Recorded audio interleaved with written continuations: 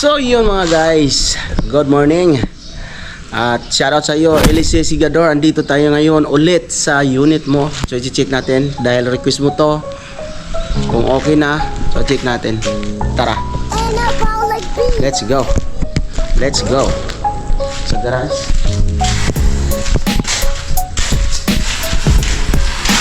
Ganun pa rin. At yung safety tank, kung may takip na, check natin.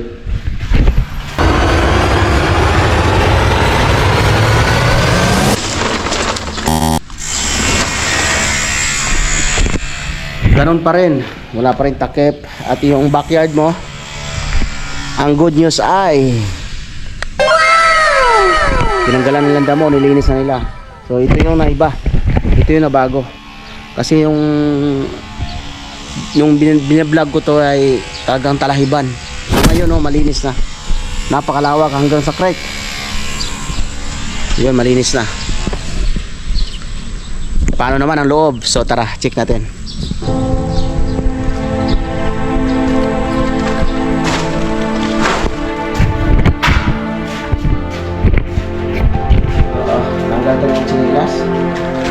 Tanggal tayo ang chinilas kasi malinis na loob. Kaya natin bukas. Yun, bukas. Tara. Yes. So yun nga mga guys, ito nga, wala pa rin grills. Ay nako naman yan. Wala pa rin grills. Lahat hanggang sa walang window grills. Paano ang CR? Dating makalat, ganun pa rin.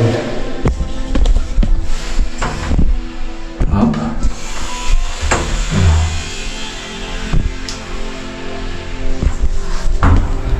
So akitin natin sa taas yung dating doon, hindi pa na skim coat, walang pintura atrás.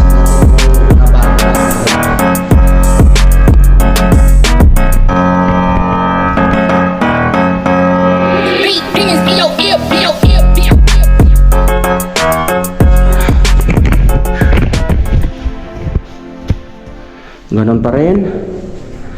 At ating shower room, ganon pa rin. So dito, ang girls, yan. Tapos yung dating oy, ganon pa rin. Hindi plan nila ni rework. So dito yung salamin, window. Ayun, sa labas.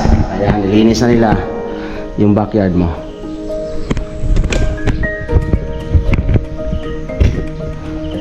Wow, wow, ang ganda.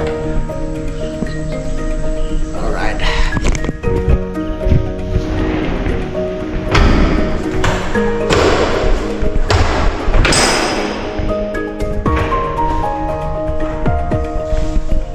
Kita sa taas.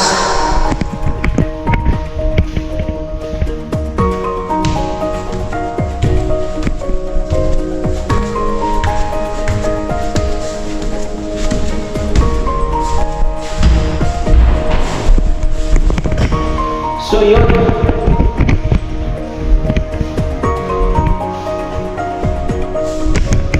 ganun pa rin. So let's go.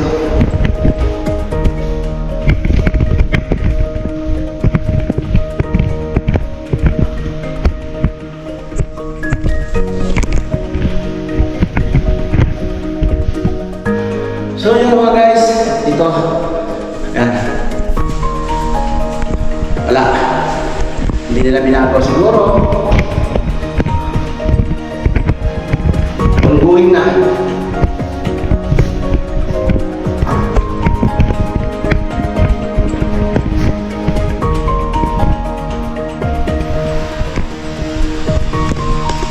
Yun mga guys, yun lang.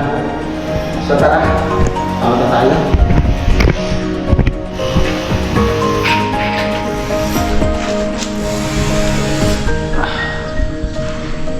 Ulit, baka kasi gamitin ng iba, pasukin ng ibon o tayo ng iba. So yun mga idol, yun lang at konting recap. Yung sa taas hindi pa nabago, puro work pa rin, hindi na pinturahan, hindi na skim coat. Tapos yung grills wala pa rin, yung CR makahalat pa rin, saka yung safety tank walang takip. Ang naiba lang yung sa likod dahil yung backyard mo ay nilinis na nila. Siguro yun ang sunod. So antayin lang, check natin susunod na araw hanggat maging okay. Alright, so hanggang dito lang, bye bye, shout out sa iyo LC Sigador.